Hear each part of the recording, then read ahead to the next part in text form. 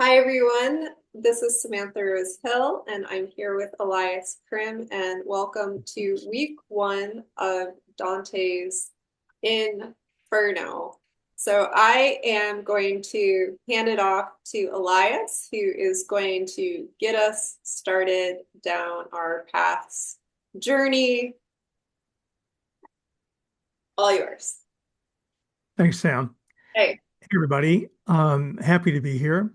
I think I will begin by saying, Dante is a little daunting, you might say. It's almost a pun. It's one of those authors that you think you have to know a lot about before you begin. So let me just do a little bit of housekeeping and say, Sam and I have created kind of a resource folder on Google Drive where you'll find PDFs by authors like Eric Auerbach, C.S. Lewis, Giuseppe Mazzotta, but also uh, some selections from poets who were great aficionados of Dante. And by that, I mean T.S. Eliot, Osip Mandelstam, Jorge Luis Borges, so on. Also in the folder is a little chronology doc. And even though we're not going to be taking an academic kind of historical approach to the poem, having a little bit of a chronological framework you may find is really helpful when the politics gets a little complicated. So, having said that, the question of how much do you need to know? I'm going to quote something from T.S. Eliot, which is probably going to surprise some of you, given that it's Eliot. Here's what he said about reading Dante. In my own experience of the appreciation of poetry, I have always found that the less I know about the poet and his work before I begin to read it, the better. He then adds a little later on, genuine poetry can communicate before it is understood. So he has a wonderful phrase, the direct shock of poetic intensity. So actually, it's our enjoyment that makes us want to understand. Um, One of the reasons for reading poetic translations, at least according to my teachers a long time ago, is that they excite you about the poem. And if it's in another language, maybe the next step is to go learn that language. And then another good thing about Italian is that if you know a little bit of Spanish, a little bit of French, a little bit of Latin, you can kind of approximate what you're hearing in the Italian. So it's not like dealing with ancient Greek or maybe say Russian. It's approximate experience if you know a little bit of a Romance language. So and Dante's Italian is not difficult. I would guess 80%, or I've read that 80% of his language is understandable today by ordinary Italians, which is why they actually are organizing mass readings of Dante. And try to imagine the parallel to this in the US. Sports stadiums where actors like Roberto Benigni um, recite selections from the comedy to crowds of hundreds and maybe thousands of people. So that's the situation in Italy. The translation we picked was just because it was very well received. And I want to say that I think Sam and I both agree with there's an old Italian expression. They were talking about, I think, ancient statues, but the expression is meglio nudo che mal vestito. It's better to be naked than badly dressed. So I think this poem is pretty nicely dressed in the Penske translation, but you really need to go back to the nude original, of course, which we'll be doing a little bit of as we go, since we have the text right there next to us. Sam and I agreed we wanted to talk about, excuse me, two approaches to Dante that are not always the ones you run into. A focus on the poetry, and in particular, the conversation with other poets that Dante created, and also the politics. And we really mean by that kind of politics in the broad sense, kind of the whole context out of which Dante comes.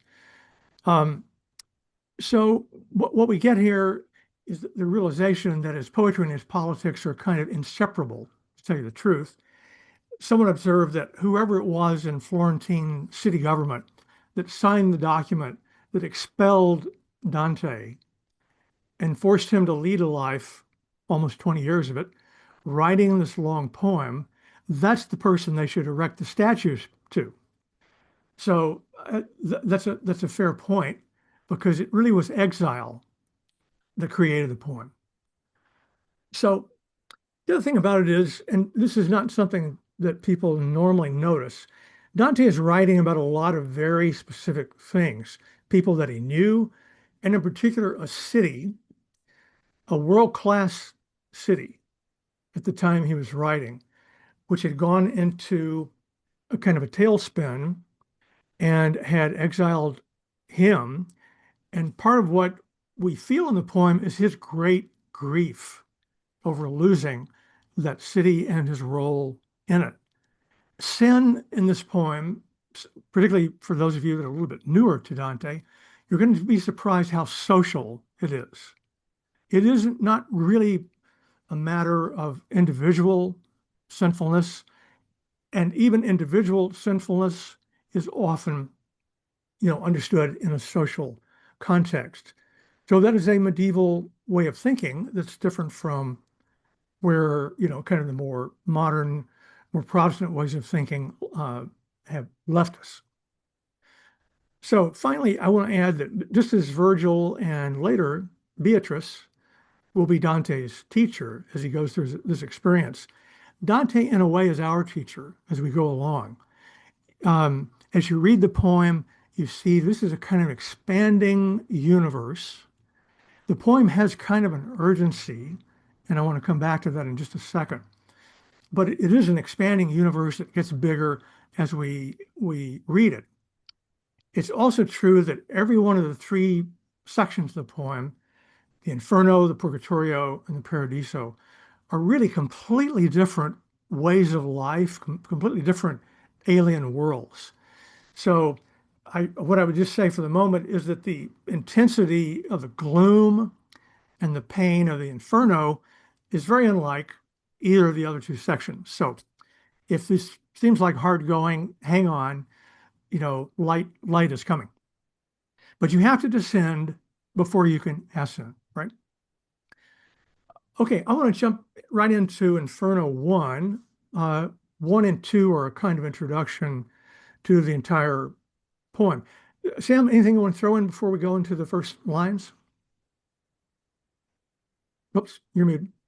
Let's jump into the first lines and let's get the Yep. language and the text in our ears, and I'll add this. Yeah. Okay. I want to say, part of the appeal of what he's doing here as we get started is the way he touches kind of deep archetypes. For example, the idea of being lost in a dark forest, something a child could understand, right? Or the idea that you might have a chance to speak again with someone among the dead, to sort of finish a conversation. It's a very powerful set of kind of archetypal ideas here. Just to take the opening lines, I I want to say we're not going to do a lot of close analysis. We don't have time to sort of do that section by section. But if you notice just in the opening of the poem, the first line is Nel mezzo del cammin di nostra vita. Nel mezzo is in the beginning. I'm sorry, in the middle. He's starting in the middle. The poem doesn't have an elaborate, ceremonial beginning. Dante is using this kind of epic idea of starting in medias res. So it throws us into something in this slightly terrifying way, which is this dark wood. And Dante finds himself there. It's also in the middle of a camino, a journey. Life is metaphorically a journey. And so, roughly, as Sam was pointing out, he's 35 years old at this point, supposedly the year 1300. And he finds himself, mi ritrova per una selva oscura. He's awakening.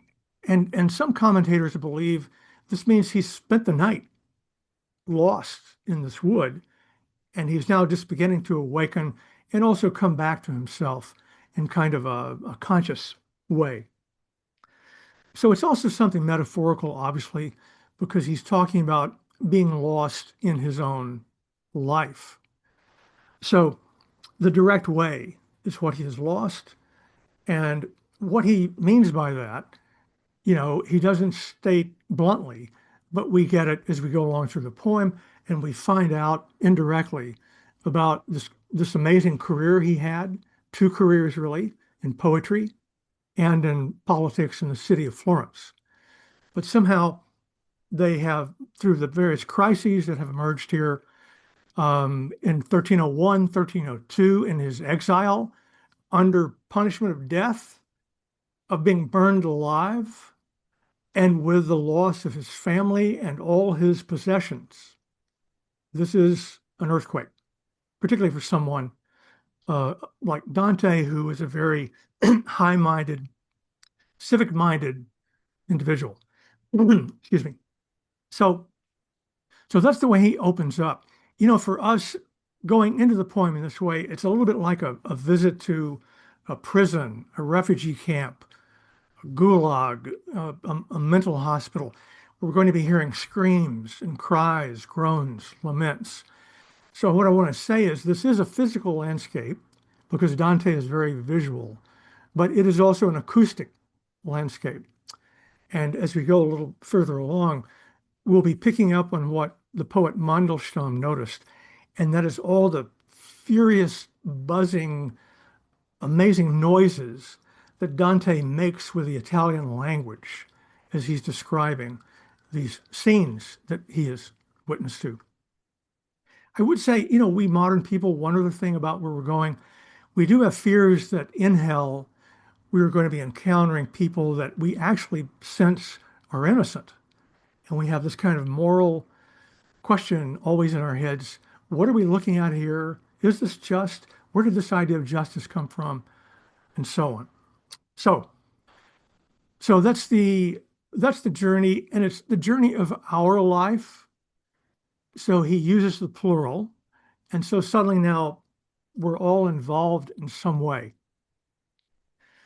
Um, he finds this such a horrendous experience, just awakening in this way that he uses this first simile, the one about panting.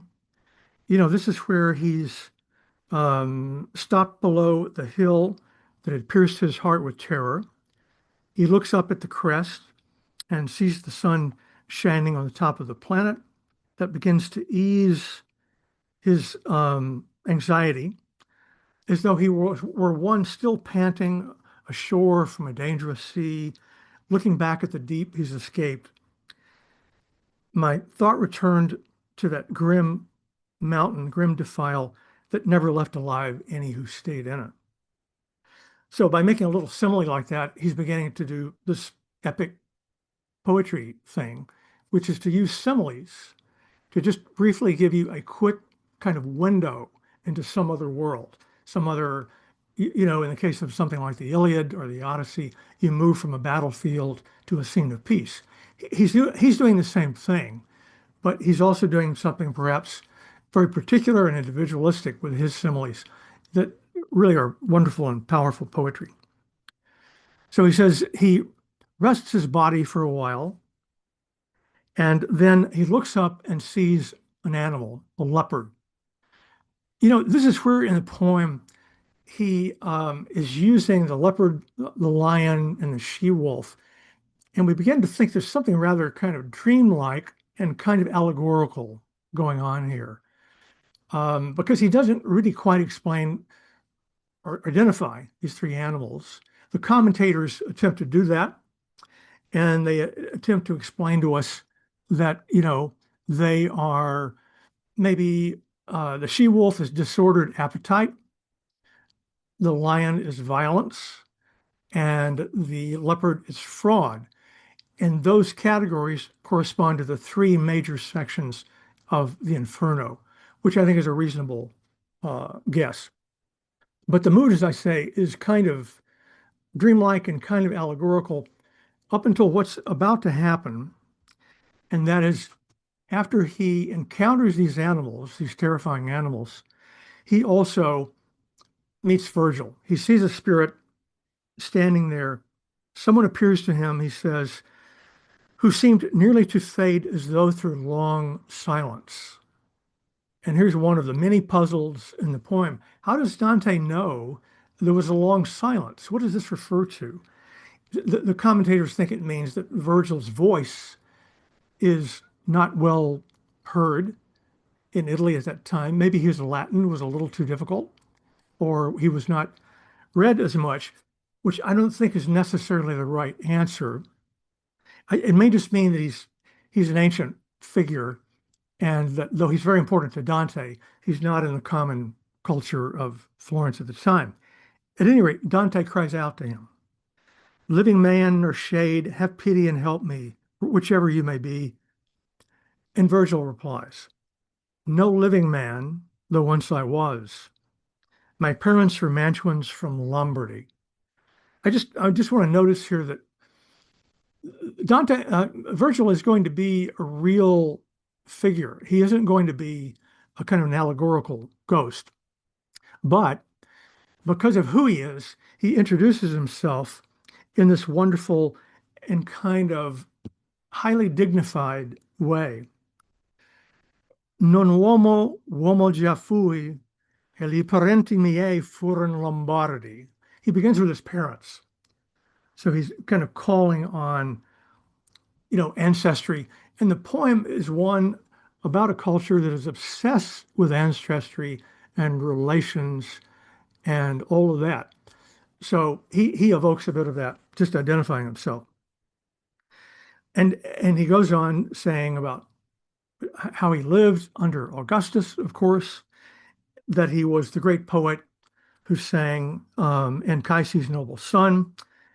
And then he asks Dante, why, why are you going back down to such misery? Why not ascend the mountain? Um, Sam, I'll pause for a moment if you want to jump anywhere here. You good? You can keep going. I'll jump in when you're Okay. All right. I'm trying to go pretty quickly here because we got a lot to do, right? Dante is, clearly this is his author. And the word author, by the way, originally didn't mean just someone who wrote a book. An author is an authority, a great figure of influence who has, power in the world. And that's what Virgil is for Dante.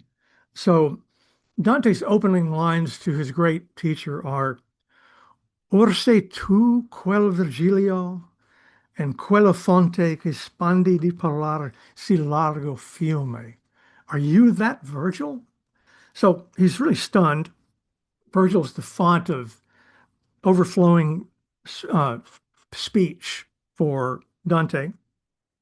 And he's saying, you are the great figure that has led me to search your book and study. You are my guide, my author, um, lo mio maestro, autore, and so on, whose verses teach the graceful style, whose model has done me honor. Now, I need you to help me hold off these animals.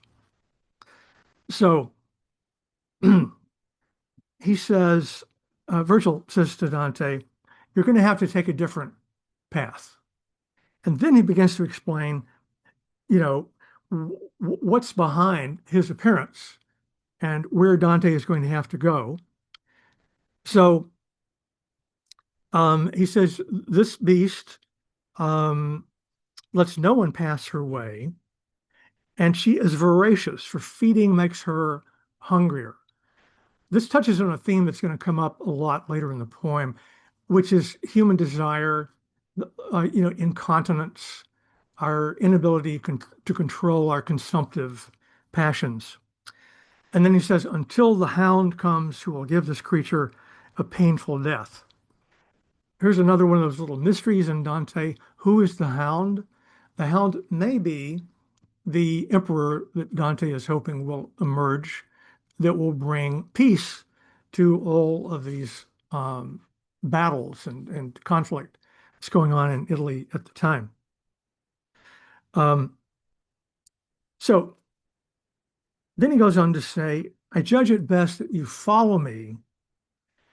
You should choose to follow me. I'll be your guide away from here and through an eternal place. You'll hear the cries of despair. Behold, the ancient tormented spirits, and a second death they must abide. And then, meaning after we ascend from hell, you'll see those souls who are content to dwell in the fire, content to dwell in the fire.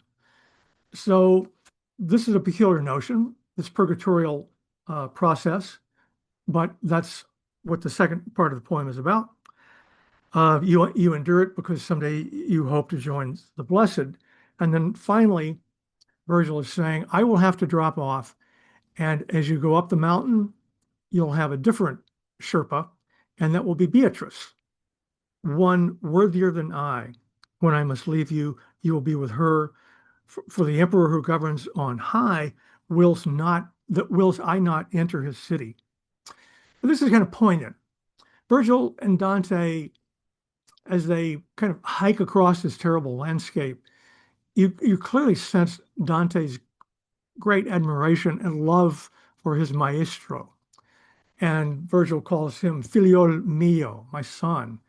But Virgil is not able to finish the journey. He is in limbo, so he's not fully in hell. And Virgil was known to be an anima naturaliter Christiana. He had written a poem which seemed to be the prediction of the coming of Christ, according to later interpreters, which of course is rather unlikely. But in the Middle Ages, Virgil was thought to be a kind of a prophet of Christianity. So that's part of the reason Dante has this veneration for him. Nonetheless, he's a kind of a tragic figure. So finally, um, he says, so I cannot enter the city, but that is his kingdom, his seat of awe. Happy is the soul he chooses for that place. And then Dante ends the canto by saying, Poet, please, by the God you did not know, help me escape this evil that I face and worse, and lead me to witness what you have said. St. Peter's Gate, that's purgatory, and the multitude of woes. And then he set out, and I followed where he led. So that's the opening. Any thoughts?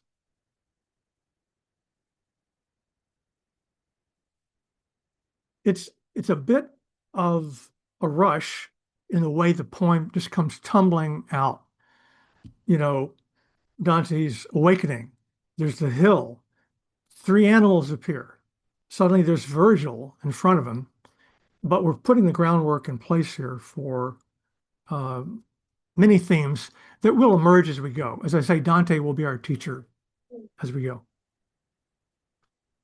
I'll jump in just briefly here, and then if anybody else wants to jump in, thoughts, reflections, questions, to go back to the beginning of the first canto, if that's okay. Yeah. So we have 34 canti in the Inferno. And I think one of the things that really stood out to me for some reason on this rereading was that we don't really begin until the third canto. And so That's right. the first two canti are really setting us up for not just the Inferno, but really for the whole cycle that is to follow. And so we have these, it's a bit different in terms of structure and form in the first two than in the third when we when we begin and we get that famous line, abandon all hope ye who enter here. Mm-hmm. And so just to go back to the first lines, midway on our life's journey, I found myself in dark woods, the right road lost. To tell about those woods is hard, so tangled and rough.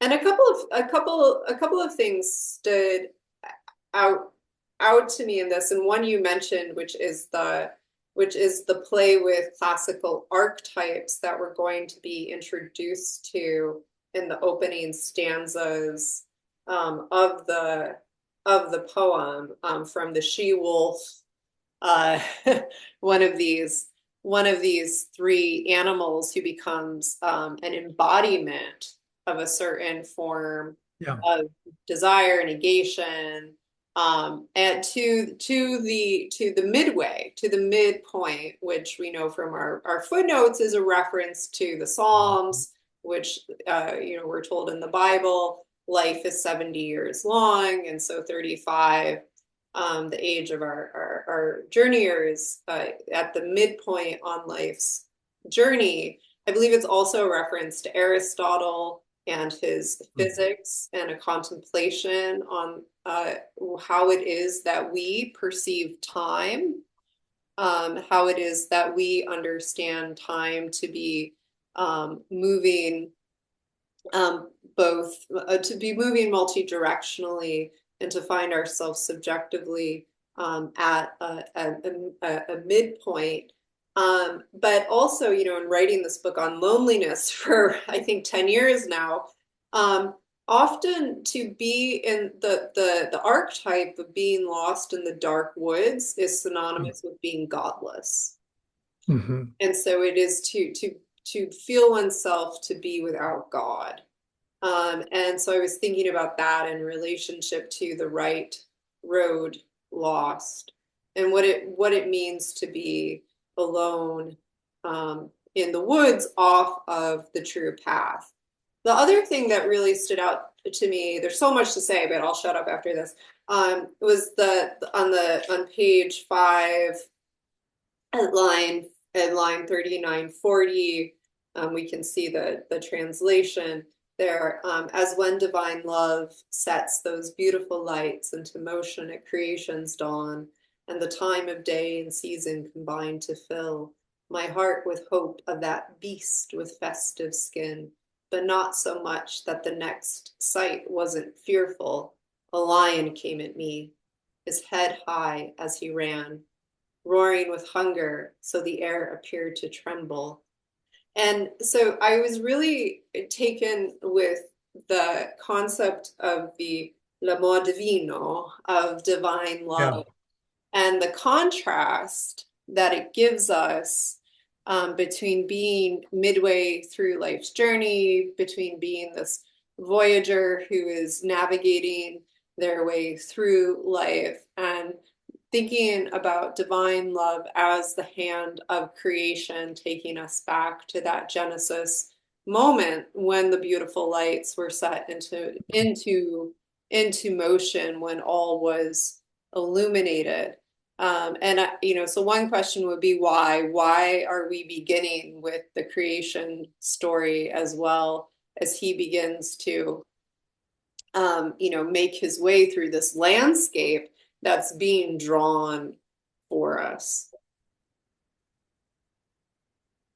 Yeah, that's good. That's good. I agree. Um, the beautiful the reference to divine love is a kind of a premonition of where we're going ultimately. And another thing about it, Sam, and the mood still in this first canto, and as you say, also in the second, because they do form kind of an introduction. We're still in the blessed world. We're still in the world of nature and harmony and the seasons. And so once we cross the threshold, once we go through the gate, there will be no more beautiful landscapes Yeah, for some time. yeah. We're in the realm of beautiful things still Yeah, that that's God right. created. Yeah. Jim? Uh, yeah, two things. Just want to get back to the very beginning, the one where you said about you don't need to know anything about the poet to appreciate the poetry.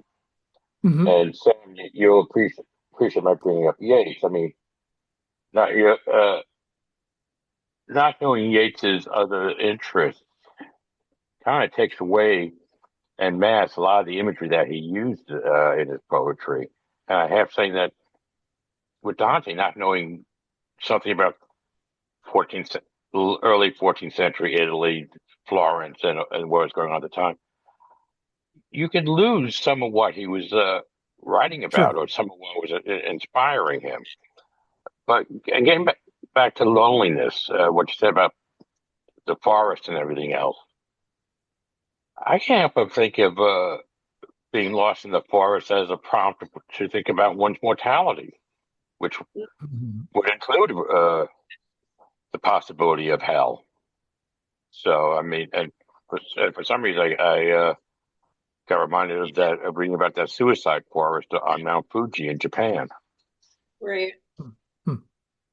Thank you. Yeah. Yeah, Isabella? Uh, this connection is kind of fuzzy because I haven't actually read this book. Just an essay, a short essay about the book by somebody who quite liked the book. But I think in Tolstoy's Confessions, he mentions something about not wanting to go into the forest on hunting trips alone because he was suicidal and worried he would shoot himself if he were left alone in there. So I feel like that's a connection we can draw here since we're on the topic. Mhm. Yeah. Mhm. A bit anachronistic, but interesting. Yeah. Yeah. Well, I think it is worth interrogating why we begin in the dark woods, um, why that is the beginning of the landscape that Mhm. is drawn before us as he's, engaging in world creation, right? Yeah. As he's about to describe the world of beautiful, the world of beautiful things. Court, do you want to jump in and Andrew?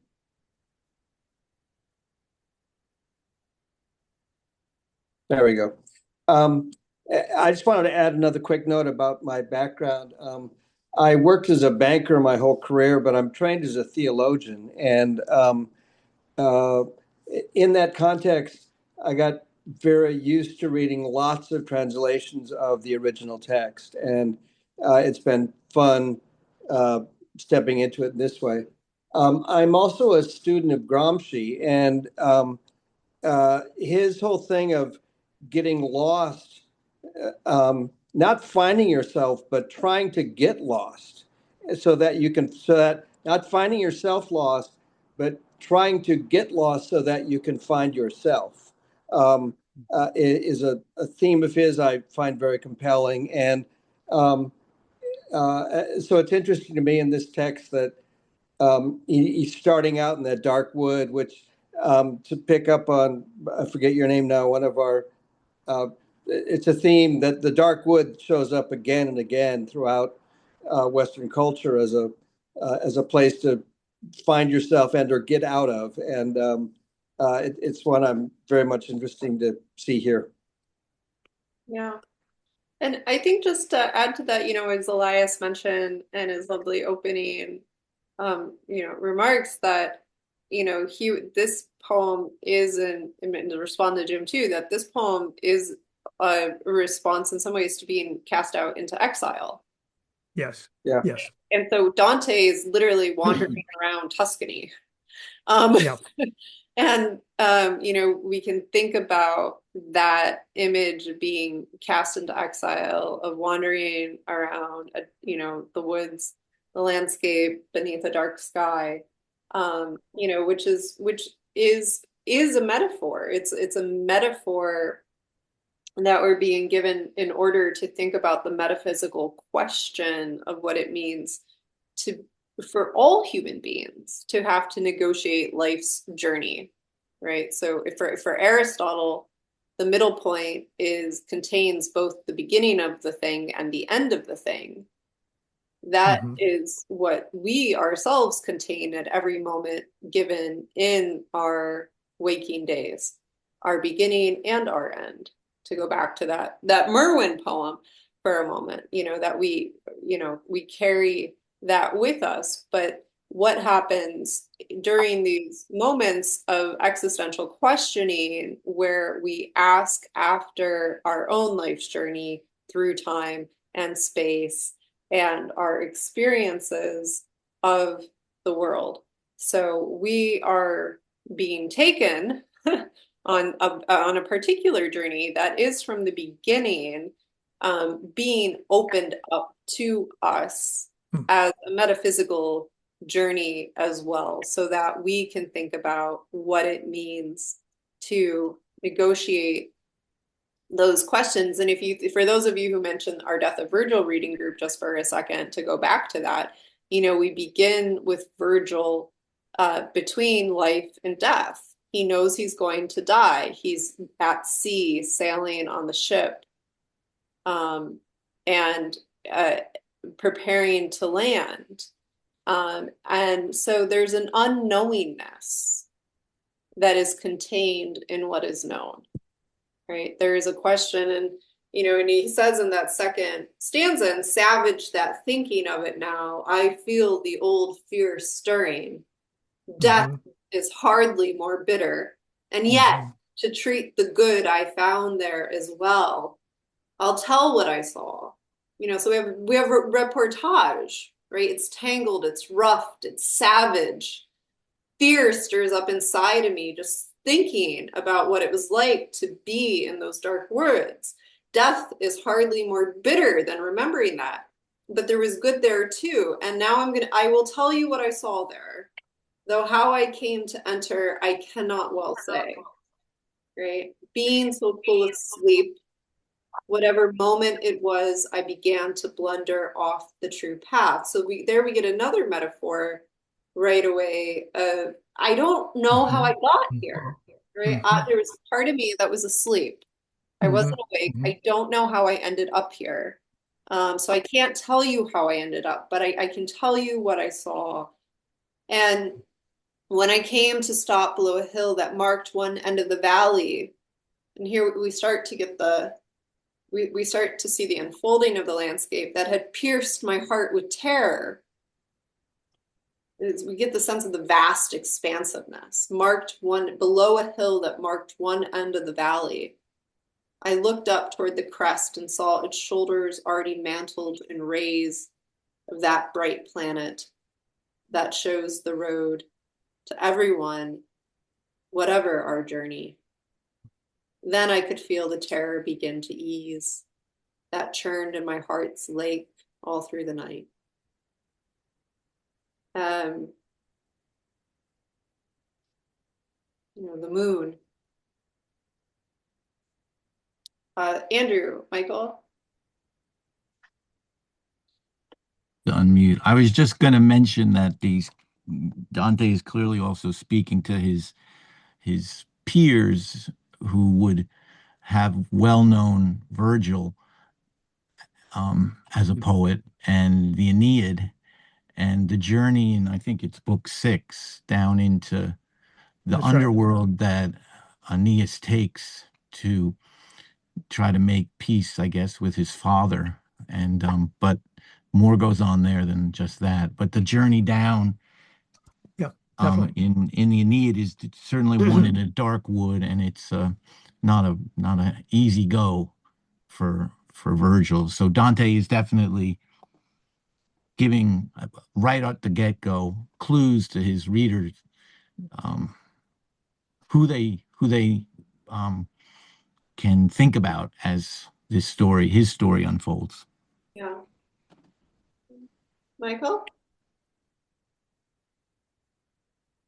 Yeah, you talked about bringing our own experiences to this reading, this poem. And about 3 or 4 years ago, I started in recovery from being an addict. And I will say the opening line of the poem is very similar to what I experienced, like waking up in, in the middle of your life, kind of like being in a self-imposed exile. And I don't want to take the whole poem as that, but I mean, it just a lot of parts really resonates about obviously walking towards redemption on some level. So I just wanted to share that. I think like, and I've shared that first line at meetings before, and I think I'll figure it out more when I finish. It might be a good read in recovery groups as well for some other reasons. aside from it's a great poem. So, But thanks. Thanks, Michael. yeah, I think redemption is very much, on the table here, and the big concept and how we think about it, we attach to it, and what it promises. It's very relevant. Elias, let me come back to you. I'm just looking at the time. I thought maybe I would offer a couple of quick thoughts on Canto 2 and a couple of quick thoughts on Canto 3, Okay. and then we probably have to drop off, right? Yes, but we can pick up Okay. next week and jump right in. Sure. The second canto, we're still in the real world, you might say. The opening is very beautiful.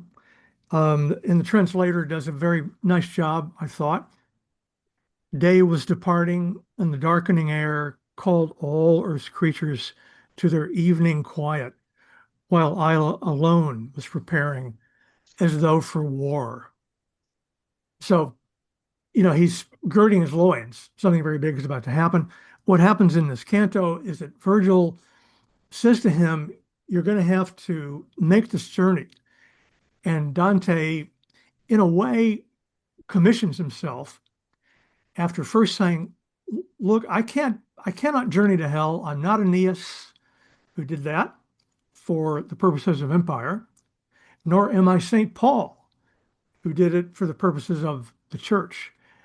And what happens is that Virgil says to him, "You're being commissioned by three women, the Blessed Mother, Mary, um, St. Lucy, your patron saint, and the name that really means most to you, Beatrice, this woman that you've been writing poetry about since she died at a very young age," and so on. So there's a whole story about Beatrice we'll get to, and so on.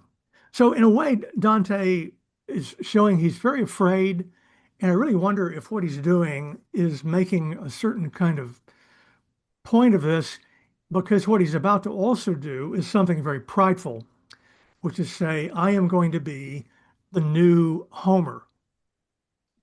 And so this is kind of an incredible place he's going. He's going to be another Virgil. He's going to be the equivalent of these ancient poets whom he will be talking to a few cantos down the road.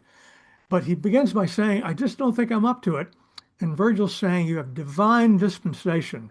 You can do this." So that's Canto 2, a kind of a commissioning, you might say. And then Canto 3, we're actually in the dark realm. This is straight out of the Aeneid, like so much of the Inferno is.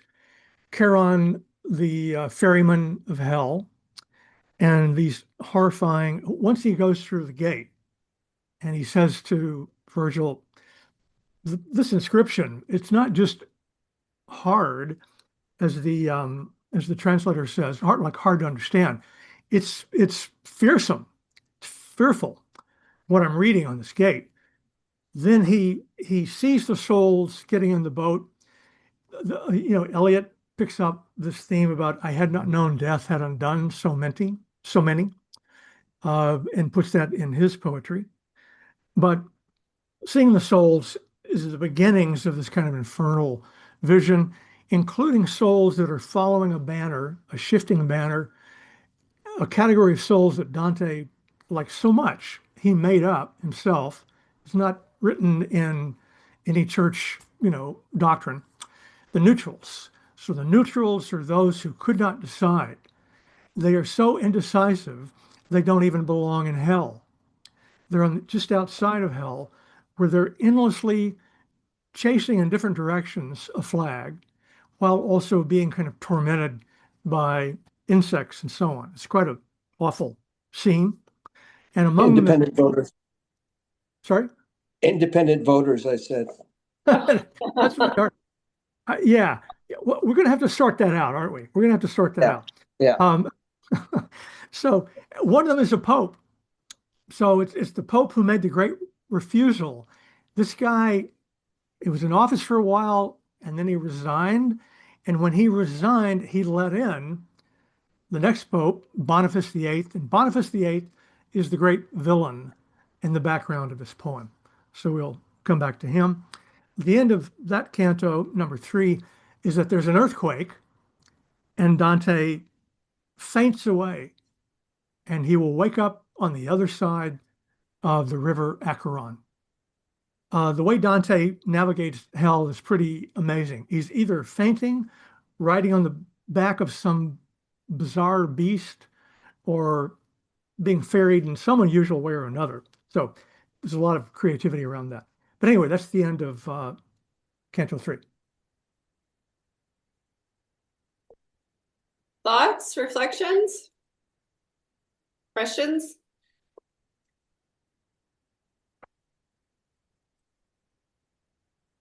We're just getting started on our journey, so we're not nearly midway through, but next week No.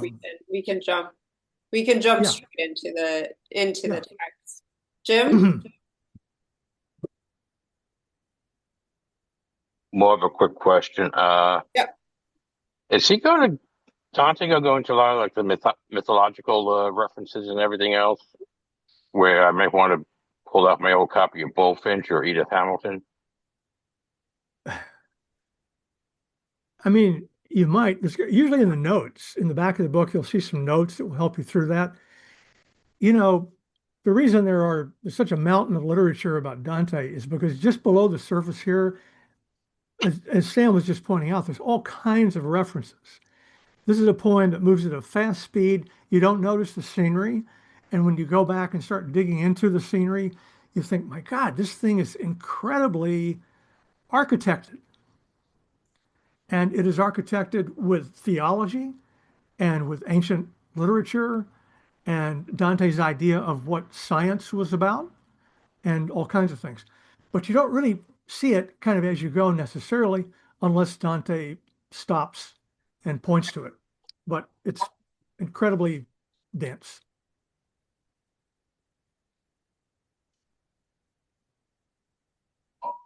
Thank I you, just have to say, I can't get that song that Sam referenced out of my head.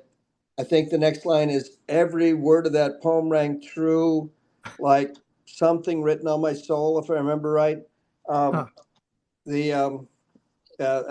looking forward to that experience over the coming weeks. Thanks, Stuart. This is my true mission with the reading group. Just, make everyone hear Bob Dylan even when they're not listening to him. All right. Anyone want the last word for tonight? This is really lovely. I think we're off to a good start. If you have any questions, thoughts, feel free to write to me or Elias, and you can put them in the Google Doc. Same link for all of our meetings. And I'll send a note to everyone as well. So thank you so much. Isabella, you want the last word? Just a quick question. If we are to write to you, what? Yeah. It goes without saying, Sam. You know that. Go ahead. Well, I was just gonna say that if we are to write to you, where would we do it? Just in the Google Doc? You can write to me there. And that's my email address. So you can snap that. If you respond to my Substack emails, it comes directly to my email address, and then I just write back with that as well. So as you wish. That was all. Bye. Okay. Merci. All right, everyone. Thank you. Thank I you, hope everybody. you have a lovely afternoon. I'll see some of you in a little bit for Thomas Men. All right. Thank you. Bye. Thank you.